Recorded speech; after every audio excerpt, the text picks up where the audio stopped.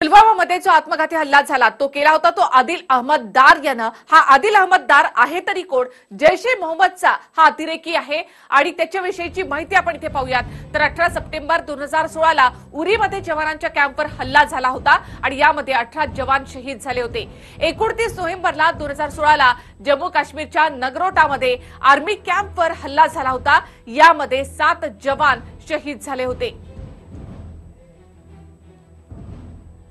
27 April 2017 ला कुपवाड्यातील पंजमरमध्ये हल्ला झाला होता। 5 जून 2017 ला देखील बांदीपुरामध्ये हल्ला झाला आणि आता पुलवामामध्ये पोलीस लाईनमध्ये हल्ला झाला होता 26 ऑगस्टला आणि त्यामध्ये 8 जवान शहीद झाले होते। हल्ल्यानंतर मसूद अझहर याच्यावर कारवाई करण्याची मागणी भारताकडून वारंवार पाकिस्तानकडे करण्यात येत होती, मात्र पाकिस्तानने तशी कुठलीही कारवाई मसूद अझहर याच्यावर केली नाही। आत्मघाती हल्ला घडवणारा हा दहशतवादी आदिल अहमद दार हा नेमका कोण होता ते देखील आपण पाहूयात। तर जम्मू काश्मीरच्या पुलवामातील काकापुरा इथला तो रहिवासी आहे।